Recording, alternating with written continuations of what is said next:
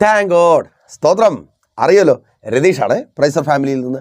പിശാചിൻ്റെ ഒരു തന്ത്രമാണ് നാം നല്ല ശീലങ്ങളായി മനസ്സിലാക്കി വച്ചിരിക്കുകയും പ്രാക്ടീസ് ചെയ്യുകയും ചെയ്യുന്ന കാര്യങ്ങളെ കൊണ്ട്. ശ്രദ്ധിക്കുക, നല്ല ശീലങ്ങളായി ഈ ലോക മനുഷ്യന് വേണ്ട ചില ഗുണഗണങ്ങളും നല്ല സ്വഭാവ വിശേഷങ്ങളുമുണ്ട്. ഔവിധത്തിൽ നമ്മളിലുള്ള ഒരു നല്ല ശീലമാണ് മിതത്വം, അല്ലെങ്കിൽ ഉള്ളതുകൊണ്ട് ഓണം പോലെ ജീവിക്കുക, അല്ലേ? ഇതൊക്കെ നല്ല ക്വാളിറ്റീസ് അല്ലേ? ഈ ക്വാളിറ്റീസ് കൊണ്ട് തന്നെ പലപ്പോഴും പിശാച് ദൈവത്തിൻ്റെ ഇഷ്ടം നമ്മുടെ ജീവിതത്തിൽ നിറവേറാതിരിക്കുവാൻ തക്കവണ്ണമുള്ളത് ചെയ്യാറുണ്ട്.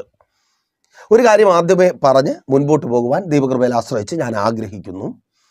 ഈ ലോകത്തിൽ നാം ശീലിച്ചിരിക്കുന്നതും പ്രാക്ടീസ് ചെയ്യുന്നതുമായ പല കാര്യങ്ങളും കൊണ്ട് ദൈവത്തിൻ്റെ പദ്ധതികളെ വിശകലനം ചെയ്യുവാൻ, അല്ലെങ്കിൽ അതിനെ താരതമ്യം ചെയ്യുവാൻ നിൽക്കരുത്. അത് ആത്മീയ ജീവിതത്തിലെ വലിയ പരാജയത്തിന് കാരണമായി തീരും. അപ്പോൾ മിതത്വം, അല്ലെങ്കിൽ എന്താ പറയുക, നമ്മൾ പിള്ളേരുടെ അടുത്തൊക്കെ പറഞ്ഞ് പഠിപ്പിക്കുന്ന ഒരു കാര്യമുണ്ട്, ഒന്നിനും വാശി പിടിക്കരുത്, അല്ലേ?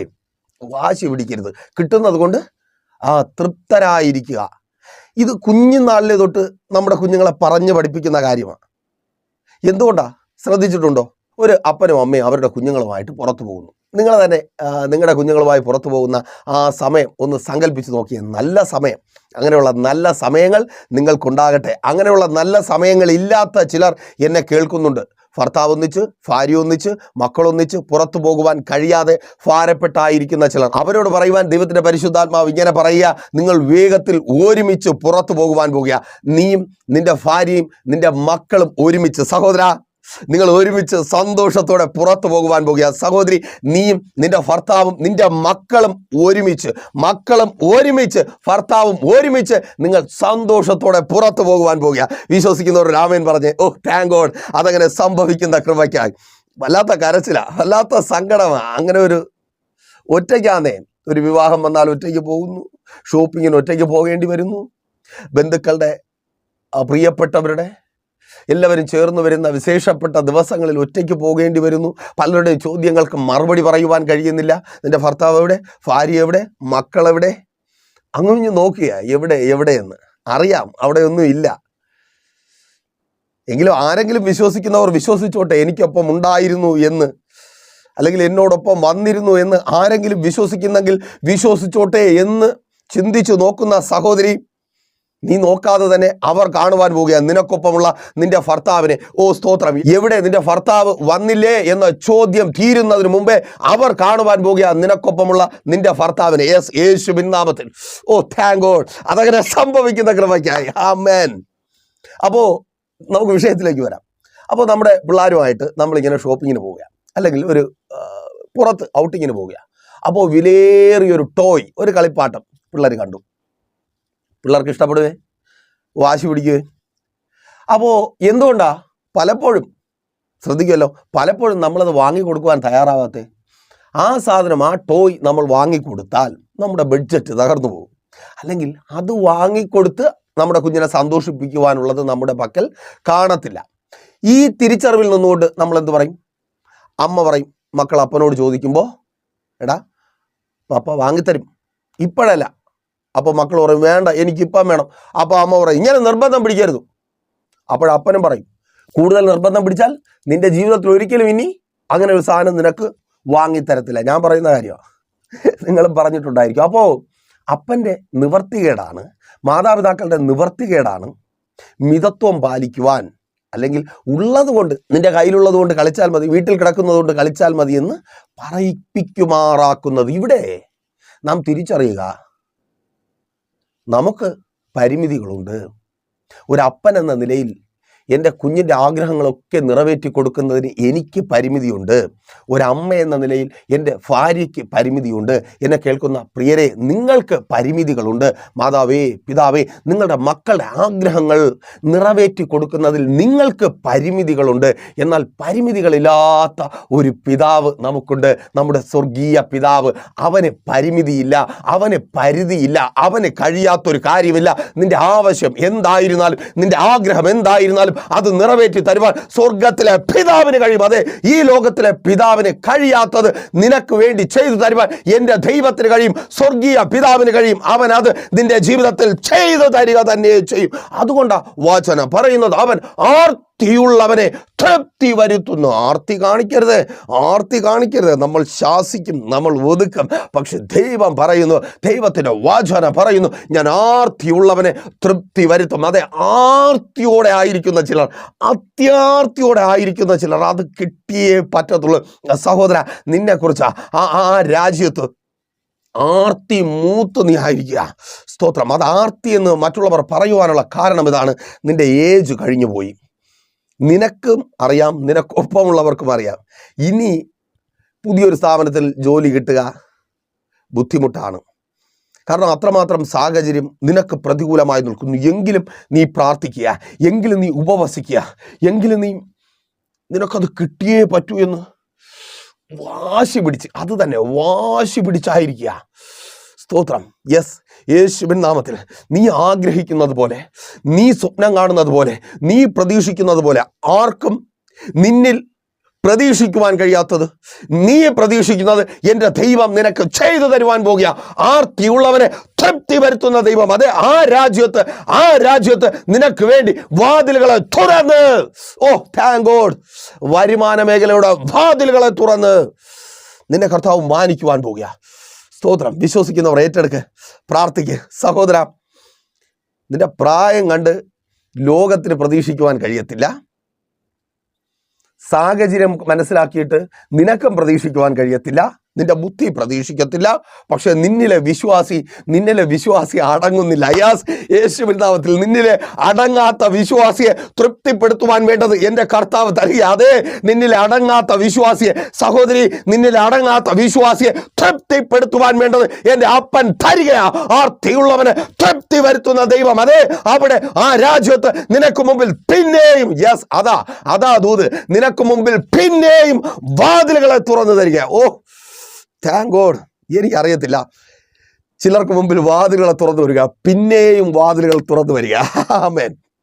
അർത്ഥം ഒത്തിരി തവണ തുറന്നു കിട്ടി, അതുകൊണ്ട് ഇനി പ്രതീക്ഷിക്കട്ടെ, ഇനി ഇതിൽ കൂടുതലൊക്കെ. പക്ഷെ നിനക്ക് പോരാ. നിന്റെ ആഗ്രഹങ്ങൾ വാഗ്ദത്തത്തിന് ഏറ്റ വിധമുള്ളതാ. അതാ പലരുടെയും പ്രശ്നം. പലരും കിട്ടുന്നത് കൊണ്ട് ഓക്കെ, പക്ഷേ എന്നെ കേൾക്കുന്ന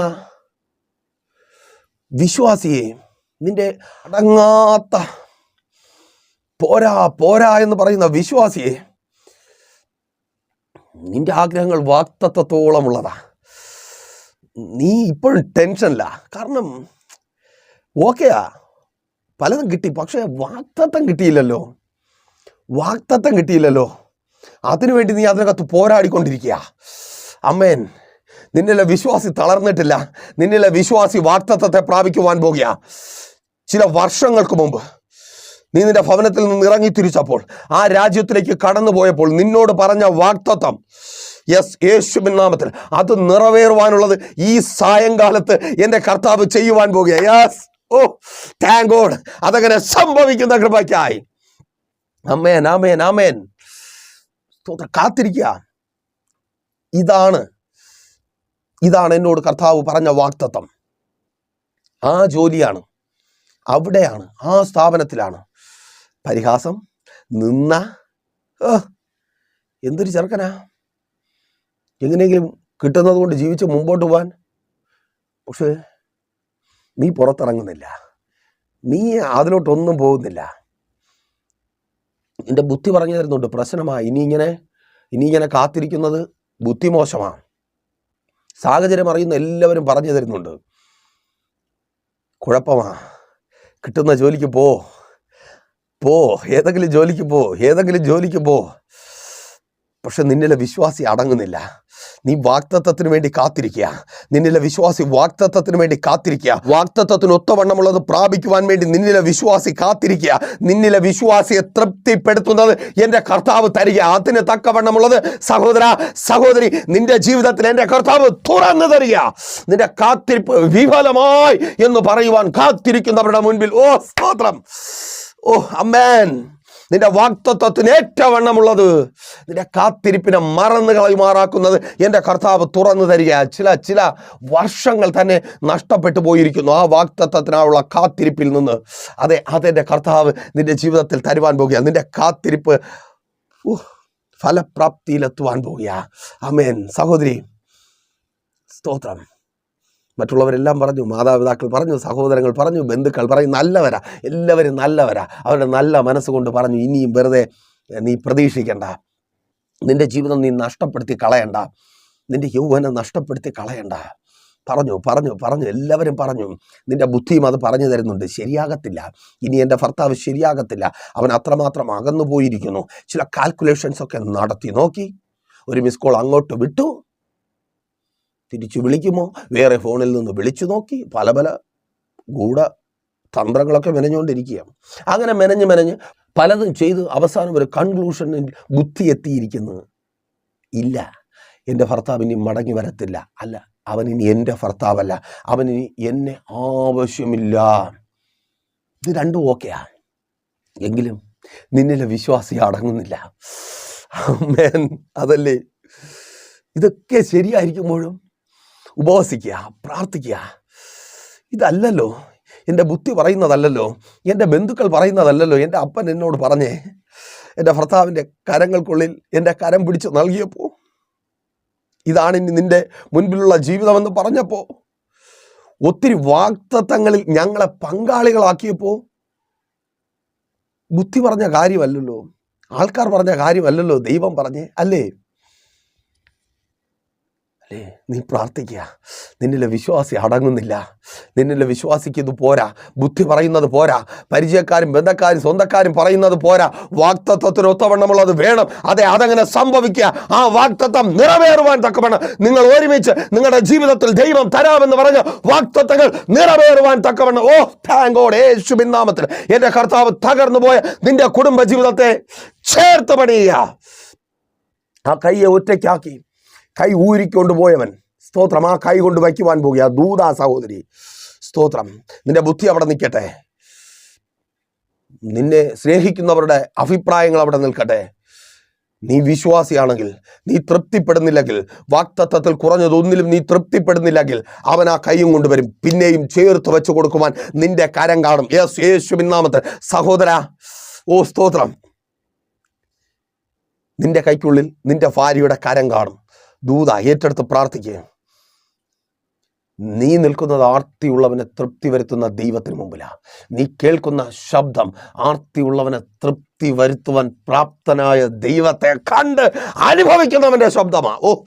താങ്ക് ഗോഡ്. ആ ദൈവം എന്നിലൂടെ നിന്നോട് സംസാരിച്ചു കൊണ്ടിരിക്കുന്നു. നിന്റെ കരങ്ങൾക്കുള്ളിൽ നിന്റെ ഭാര്യയുടെ കരമുണ്ടാകും. ഒരു കോടതി വിചാരിച്ചാലും, ഒരു വക്കീൽ വിചാരിച്ചാലും നിന്റെ വാഗ്ദത്തത്തെ തകർത്ത് കളയുവാൻ കഴിയത്തേയില്ല. സ്തോത്രം. ഈ ലോകത്തിലുള്ളവർക്ക് പരിമിതികൾ കാണും. ആമേൻ. ഈ ലോകത്തിലെ മനുഷ്യർക്ക് പരിമിതികളുണ്ട്, പരിധിയുണ്ട്. അതുകൊണ്ട് അവർ പറയും, ഇനി എൻ്റെ കർത്താവിൻ്റെ സന്നിധിയിൽ ഇനി എന്നൊന്നില്ല. അതങ്ങനെ സംഭവിക്കാൻ പോകുക. മാതാവേയും പിതാവേയും, അതെ, ലോകം പരിമിതിയുടെ കണക്കുകൾ പറഞ്ഞു തുടങ്ങി. പരിധിയുണ്ട്. എത്ര തവണയായി ആയിരിക്കുന്ന സ്ഥാനത്ത് നിന്ന് മദ്യപിച്ച് ലക്കുകെട്ട് ലോകപ്രകാരം ജീവിച്ച് നിനക്ക്, നിന്റെ ബന്ധുക്കൾക്കും, നിന്നെ സ്നേഹിക്കുന്നവർക്കും നാറ്റക്കേസായി മാറിയ, അത് തന്നെ ചീത്തപ്പേരായി മാറിയ നിന്റെ തലമുറകളോട് ഇനി സംസാരിച്ചിട്ട് കാര്യമില്ല. അതെ, ഈ ലോകത്തിലെ മനുഷ്യർക്ക് പരിധിയുണ്ട്. നിന്റെ മക്കൾക്ക് വേണ്ടി സംസാരിക്കുന്നവർക്ക് പരിധിയുണ്ട്. ആദ്യത്തെ പരിധി തിരിച്ചറിഞ്ഞത് നീയാണ്. നിനക്ക് പരിധിയുണ്ട് പിതാവേ, നിങ്ങൾക്ക് പരിധിയുണ്ട്. എന്നാൽ എൻ്റെ ദൈവത്തിന് പരിധിയില്ല. അടങ്ങാത്ത ചില കുതിരകളെ, മെരുങ്ങാത്ത ചില കുതിരകളെ മെരുക്കുവാൻ എൻ്റെ ദൈവത്തിന് കഴിയും. ആമേൻ. ആരും മെരുക്കുവാൻ ശ്രമിച്ചു എന്നുപോലും രേഖപ്പെടുത്തപ്പെട്ടിട്ടില്ലാത്തൊരു അടങ്ങാത്ത കാട്ടുകുതിരയെക്കുറിച്ച് വിശുദ്ധ വേദപുസ്തകം വിളിച്ചു പറയുന്നു. അപ്പോസ്തല പ്രവൃത്തികളുടെ പുസ്തകം 9-ാം അധ്യായം 7-ാം അധ്യായം മുതൽ ആ ചരിത്രം ആരംഭിക്കുകയാണ്. സ്തെഫാനോസിന്റെ കൊലക്കളത്തിന് മുൻപിൽ നിന്ന്.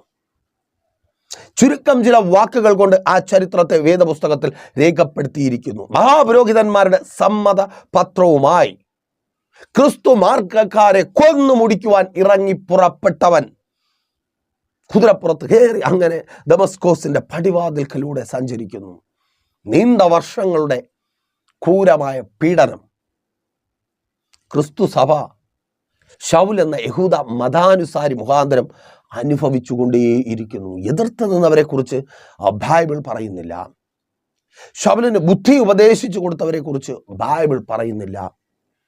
കാരണം പകൽ പോലെ വ്യക്തം, പരിധിയുണ്ട്. ശൗലിൻ്റെ കാര്യത്തിൽ പരിധിയുണ്ട്. ശൗലിനോടൊക്കെ എങ്ങനെ?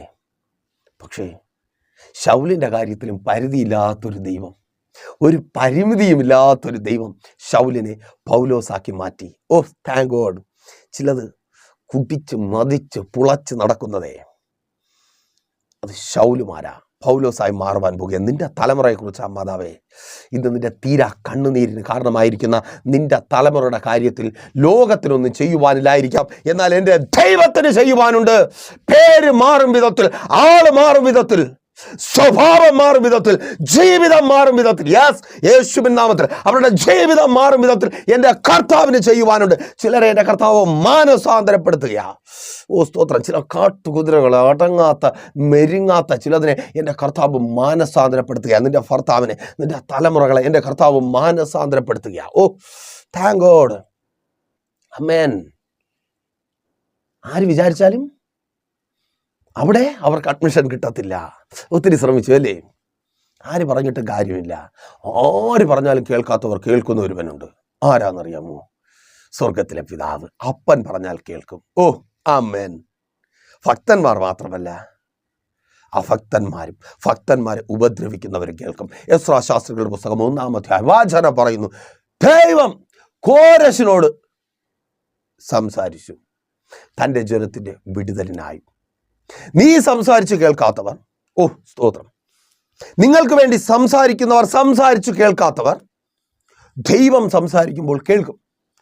മാനേജ്മെന്റ് കേൾക്കും. യെസ്, നിങ്ങളുടെ തലമുറയ്ക്ക് അവിടെ അഡ്മിഷൻ കിട്ടുവാൻ തക്കവണ്ണം മാനേജ്മെന്റ് കേൾക്കും. യെസ് യേശുവിൻ നാമത്തിൽ അതങ്ങനെ സംഭവിക്കുന്ന കൃപയ്ക്കായി നിങ്ങൾക്ക് വേണ്ടി എൻ്റെ കർത്താവ് സംസാരിക്കുവാൻ പോകുക. എല്ലാം തീർന്നു, എല്ലാ പ്രതീക്ഷകളും അസ്തമിച്ചു, ഇനി ഇല്ല എന്ന് ചിന്തിച്ചു ഭാരപ്പെട്ടായിരിക്കുന്ന മാതാവേ, പിതാവേ, കുഞ്ഞുമക്കളെ കേൾക്ക്. നിങ്ങൾക്ക് വേണ്ടി എൻ്റെ ദൈവം സംസാരിക്കും. ഓ യെസ് യേശുവിൻ നാമത്തിൽ അപ്പൻ സംസാരിക്കുക. ഓ ആമേൻ ആമേൻ ആമേൻ. അപ്പൻ സംസാരിക്കുക. നിങ്ങളുടെ അപ്പനും അമ്മയും സംസാരിച്ചിട്ട് കേൾക്കാത്തവർ ദൈവം സംസാരിക്കുമ്പോൾ കേൾക്കുവാൻ പോകുക. പോരാ പോരാ പോരാ എന്നുള്ളതിൻ്റെ ആർത്തിക്ക് തൃപ്തി വരുത്തുന്ന ഒരു ദൈവം. ആമേൻ ആമേൻ. സ്തോത്രം. ആ റിസൾട്ട് നിനക്കുണ്ടാകുവാൻ പോവുക. മതി, എഴുതി മതിയാക്കുക. IELTS എഴുതിയത് മതി.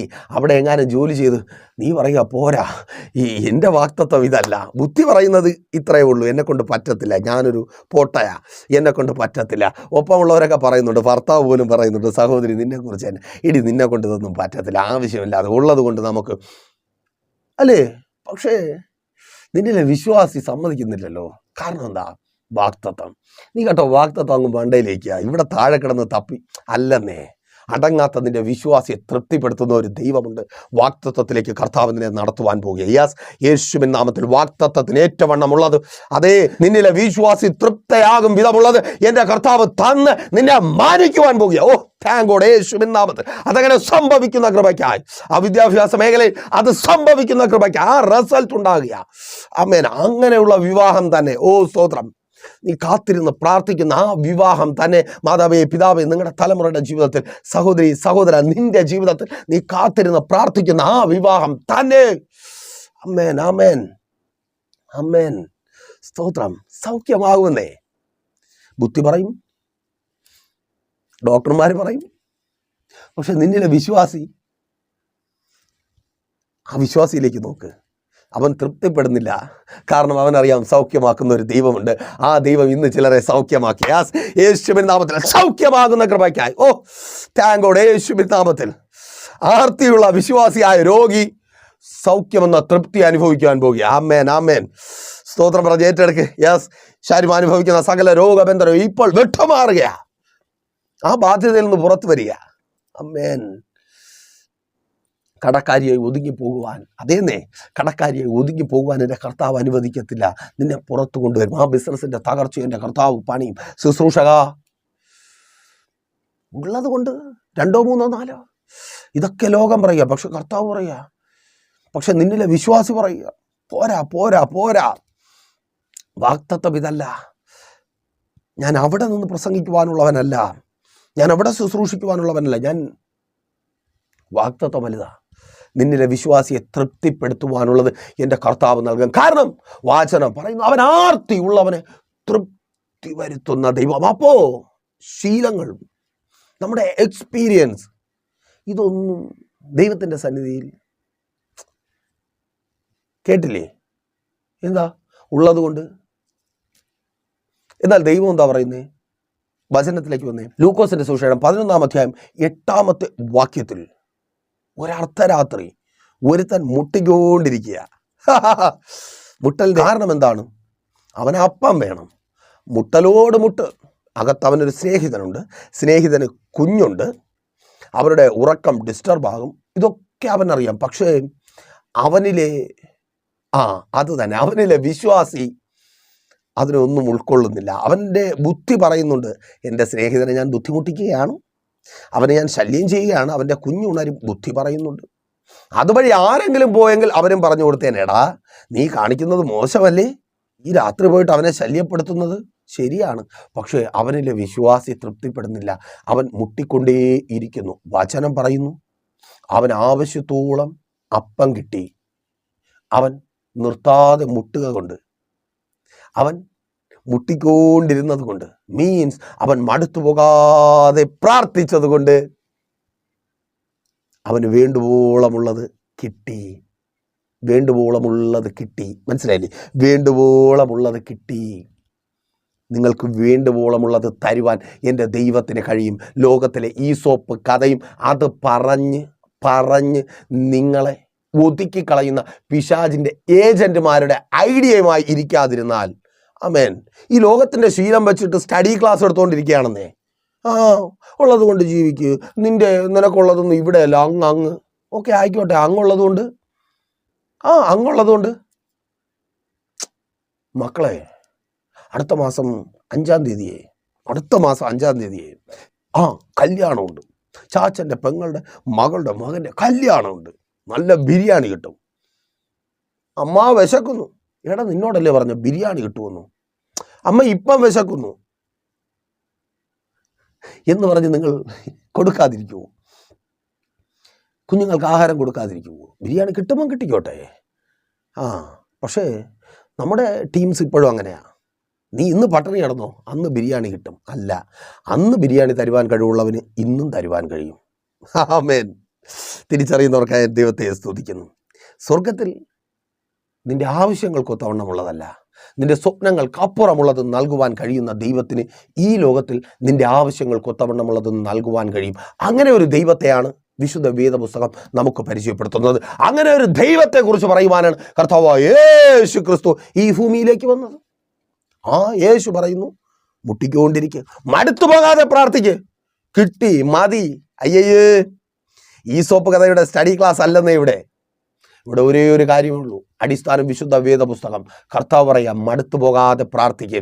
നിന്നിലെ വിശ്വാസി തൃപ്തനായി തീരുന്നിടത്തോളം പ്രാർത്ഥിക്ക്. നിന്നിലെ ലോക മനുഷ്യൻ തൃപ്തിയാവുന്നത് വരെയല്ല, നിന്നിലെ വിശ്വാസി തൃപ്തനാകുന്നത് വരെ പ്രാർത്ഥിക്ക്. നിനക്ക് വേണ്ടത് എൻ്റെ കർത്താവ് തരും. അവൻ മടികൂടാതെ മുട്ടിക്കൊണ്ടിരുന്നു. വചനം പറയുന്നു, അവൻ ലജ്ജയില്ലാതെ മുട്ടിക്കൊണ്ടിരുന്നു. ആ ഫാൾസ് ഈഗോയൊക്കെ ഒന്ന് കളയുന്നേ. നിങ്ങൾ ആരോ ആയിരിക്കട്ടെ, ഇപ്പോൾ പ്രൈസർ ഫാമിലിക്കൊപ്പമായിരിക്കുമ്പോൾ നിങ്ങൾക്ക് കിട്ടുന്ന ഏറ്റവും വലിയൊരു ഭാഗ്യമാണ്. നമ്മൾ തമ്മിൽ നേരിട്ട് കാണുന്നില്ല, ചിലപ്പോൾ ഫോൺ വഴിയുള്ള ബന്ധമായിരിക്കാം, മെസ്സേജുകളിലൂടെ ആയിരിക്കാം നമ്മൾ പരസ്പരം അറിയുന്നത്, അല്ലെങ്കിൽ ശബ്ദത്തിലൂടെ ആയിരിക്കാം. നിങ്ങൾ ആരായിരുന്നാലും, ആരോ ആയിക്കൊള്ളട്ടെ, നിങ്ങളെ ഒരു വിശ്വാസിയായിട്ടല്ലാതെ മറ്റൊന്നുമായിട്ട് ഞാൻ കാണത്തില്ല. നിങ്ങളുടെ ക്വാളിഫിക്കേഷനോ നിങ്ങളുടെ ബുദ്ധിയോ നിങ്ങളുടെ അറിവോ എന്തോ ആയിക്കോട്ടെ, അവിടെ ഇരുന്നോട്ടെ, അത് നിങ്ങൾക്കുള്ളത് തന്നെ. നിങ്ങളുടെ പരിചയമോ ബന്ധുക്കളോ അതും അവിടെ ഇരുന്നോട്ടെ, നിങ്ങൾക്കുള്ളത് തന്നെ. ഞാൻ നിങ്ങളെ കാണുന്നത് വിശ്വാസിയായി മാത്രമാണ്. നിങ്ങളിലെ വിശ്വാസിയെ തൃപ്തിപ്പെടുത്തുവാനുള്ളത് എൻ്റെ അപ്പൻ്റെ കരങ്ങളിലുണ്ട്. ആമേൻ. അതുകൊണ്ട് ആ ഫാൾസ് ഈഗോയൊക്കെ അങ്ങ് കളഞ്ഞിട്ട്, അയ്യോ അങ്ങനെ പ്രാർത്ഥിച്ചുകൊണ്ടിരുന്നാൽ ഇവരെന്ത് പറയും, അവർ പറയുന്നവർ പറയട്ടെ, ഞങ്ങളൊന്നും പറയത്തില്ല. കിട്ടുന്നത് വരെ, നിങ്ങൾക്ക് വേണ്ടത് കിട്ടുന്നത് വരെ നിങ്ങൾ പ്രാർത്ഥിക്കും, നിങ്ങൾക്കൊപ്പം നിൽക്കുവാൻ ഞങ്ങളുണ്ട്. അവിടെ എന്ത് ചെയ്യുന്നില്ല, 18-ാം അധ്യായം 1-ാമത്തെ വാക്യം മുതൽ വായിക്കുമ്പോൾ അവിടെ ഒരു വിധവ ന്യായത്തിന് വേണ്ടി നടക്കുക. അവളുടെ ബുദ്ധി പരിചയക്കാരൊക്കെ പറഞ്ഞു കൊടുത്ത് കാണും, എടിയേ ഇത് നടക്കാത്ത കാര്യമാണ്, അങ്ങനെ ഒരു ഫ്രോഡ് ന്യായാധിപനാ, പുള്ളി ഭയങ്കര കൈക്കൂലിക്കാരനാ, അഴിമതി വീരനാ, ആവശ്യമില്ലാതെ പിന്നാലെ നടന്നിട്ട് കാര്യമില്ല. പക്ഷേ അങ്ങനെ ഉള്ളവൻ പോലും ന്യായം പാലിച്ചു നൽകി. വിശ്വാസിക്ക് വേണ്ടത് അനീതിയുള്ള ന്യായാധിപതിയിൽ നിന്ന് കിട്ടി. വിശ്വാസിയെ, നിനക്ക് വേണ്ടത് അനീതിയുള്ള ഈ ലോകത്തിൽ നിന്ന് കിട്ടും. യെസ്, യേശുവിൻ നാമത്തിൽ അനീതിയായത് മാത്രം ചെയ്തുകൊണ്ടിരിക്കുന്ന ചില സ്ഥാനങ്ങളിൽ നിന്ന് നിങ്ങൾക്ക് വേണ്ടത് എൻ്റെ കർത്താവ് തരുവാൻ പോകുക. വിശ്വാസിയെ, നിനക്ക് വേണ്ടത് മടികൂടാതെ പ്രാർത്ഥിക്കുന്ന, മുട്ടിക്കൊണ്ടിരിക്കുന്ന നിനക്ക് വേണ്ടത് എൻ്റെ കർത്താവ് തരുവാൻ പോകുക. ആമേൻ. ആ കോടതിയിൽ നിന്ന്, ആ പോലീസ് സ്റ്റേഷനിൽ നിന്ന്, ആ ഒഫീഷ്യൽസിൽ നിന്ന്, ആ മാനേജ്മെൻറ്റിൽ നിന്ന്, അതെ ആ സ്കൂളിൽ നിന്ന്, കോളേജിൽ നിന്ന് നിങ്ങൾക്ക് കിട്ടുവാൻ പോകുക. ഓ താങ്ക് ഗോഡ്. എല്ലാവരും പറയാം രക്ഷയില്ല, ആ പോലീസുകാരൻ അല്ലെങ്കിൽ ആ രക്ഷയില്ല, അദ്ദേഹം അവിടെ ഇരിക്കുന്നിടത്തോളം കാലം നിനക്ക് ആ ഒപ്പിട്ട് കിട്ടത്തില്ല. ലോക മനുഷ്യന് ഓക്കെ, അതൊക്കെ മതി മിണ്ടാതിരിക്കാൻ. പക്ഷേ നിന്നിലെ വിശ്വാസി തൃപ്തനാണോ? അല്ലെങ്കിൽ മുട്ടിക്കൊണ്ടിരിക്കെ നിനക്ക് ന്യായം പാലിച്ച് കിട്ടും. ആമേൻ. വാശി പിടിക്കുന്നേ. ഈ ലോകത്തിലെ അപ്പൻ ഇല്ലാത്തത് കൊണ്ട് അപ്പനും അമ്മയും ഒക്കെ പറഞ്ഞു പഠിപ്പിക്കും, ഉള്ളത് കൊണ്ട് തൃപ്തിപ്പെട്. പക്ഷേ സ്വർഗത്തിലെ അപ്പൻ ആവശ്യം പോലെ ഉള്ളത് കൊണ്ട് സ്വർഗത്തിൽ നിന്ന് ഇറങ്ങി വന്ന, അത് കണ്ട് അത് അനുഭവിച്ച് ഇറങ്ങി വന്ന മകൻ പറഞ്ഞു തരിക, എന്താ, മുട്ടിക്കൊണ്ടിരിക്കെ അവൻ തരും. യെസ്, യേശുവിൻ നാമത്തിൽ. മടുത്ത് നിർത്തരുതേ. പിശാചിന്റെ പദ്ധതിക്കൊത്തവണ്ണം മടുത്ത് നിർത്തരുതേ. ലോകം പറഞ്ഞു തരുന്നതല്ല, നിങ്ങളിലെ വിശ്വാസി തൃപ്തിപ്പെടുന്നത് തരുവാൻ എൻ്റെ കർത്താവിൻ്റെ പക്കലുണ്ട്. എന്താണോ നിങ്ങളിലെ വിശ്വാസിയെ തൃപ്തിപ്പെടുത്തുവാൻ വേണ്ടത്, അതെൻ്റെ കർത്താവ് തരും. തൃപ്തിപ്പെടുത്തുവാൻ വേണ്ടത് കർത്താവ് തരും. അപ്പോൾ മടികൂടാതെ പ്രാർത്ഥിക്കുമല്ലോ. ഈ സോപ്പ് കഥയൊന്നും വെച്ച് വിലയിരുത്തത്തില്ലല്ലോ. പിശാചിൻ്റെ ഏജന്റുമാരുടെ വാക്ക് കേൾക്കത്തില്ലല്ലോ. ബൈബിൾ വായിക്കുക, പ്രാർത്ഥിക്കുക, നിങ്ങളിലെ വിശ്വാസി തൃപ്തിപ്പെടും. അപ്പം മെസ്സേജ് നിങ്ങൾക്ക് അനുഗ്രഹമായെന്ന് കരുതുന്നു. അനുഗ്രഹമെങ്കിൽ എന്ത് ചെയ്യും? നിങ്ങൾ അറിയുന്ന ഒത്തിരി പേരിലേക്ക് മെസ്സേജ് ഷെയർ ചെയ്യുക. അതുപോലെ തന്നെ ഒരു പ്രാർത്ഥന വിഷയമായി നിങ്ങൾ വല്ലാതെ ഭാരപ്പെട്ടായിരിക്കുന്നുവെങ്കിൽ, ബുദ്ധി പറഞ്ഞു, മറ്റുള്ളവർ പറഞ്ഞു, ഇനി പ്രതീക്ഷയുണ്ടോ, പലരോടും ചോദിച്ചപ്പോൾ ഇനി അങ്ങനെ പ്രതീക്ഷ നഷ്ടപ്പെട്ട നിങ്ങൾക്ക് ധൈര്യമായി കോൺടാക്ട് ചെയ്യാം, ഞങ്ങളൊപ്പമുണ്ട്, നമുക്ക് പ്രാർത്ഥിക്കാമെന്നേ.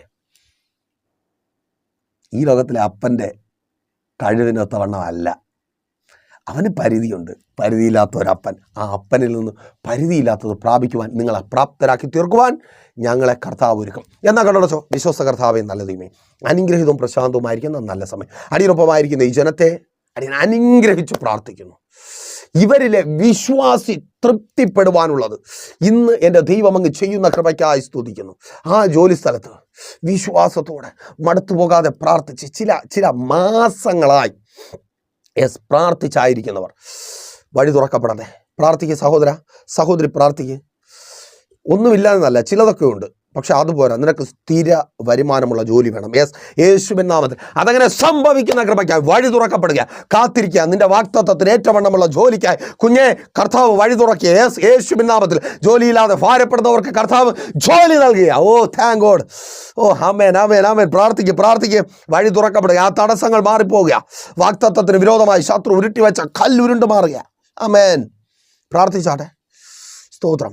ആ കാത്തിരിപ്പിന് ഫലം നൽകുന്ന വിവാഹം നിന്റെ തലമുറയുടെ ജീവിതത്തിൽ, ആമേൻ, വല്ലാത്ത വേദന, ആ വേദനയ്ക്ക് അറുതി വരുവാൻ പോകുക. നിന്നിലെ വിശ്വാസി തൃപ്തിപ്പെടും വിധത്തിലുള്ള വിവാഹം. ഓ സ്തോത്രം. തടസ്സം മാറട്ടെ, വിവാഹത്തിന് മേലുള്ള തടസ്സം മാറട്ടെ. തലമുറകൾ അനുഗ്രഹിക്കപ്പെടട്ടെ, അഡ്മിഷനുകൾ കിട്ടട്ടെ. ഓ സ്തോത്രം. രാജ്യങ്ങളുടെ വാതിലുകൾ അവർക്ക് മുമ്പിൽ തുറക്കപ്പെടട്ടെ, റിസൾട്ടുകൾ ഉണ്ടാകട്ടെ. ഓ സ്തോത്രം. വിദ്യാഭ്യാസ ലോണുകൾക്കായി കാത്തിരിക്കുന്നവർ, പഠിപ്പിക്കുവാൻ സാമ്പത്തിക വഴികൾക്കായി കൈനീട്ടിയായിരിക്കുന്നവർ, ആ കരങ്ങളിൽ വേണ്ടത് ലഭിക്കട്ടെ. പ്രാർത്ഥിക്കുക, അതങ്ങനെ സംഭവിക്കുന്ന കൃപയ്ക്കായി തലമുറകൾ വിടുവിക്കപ്പെടട്ടെ.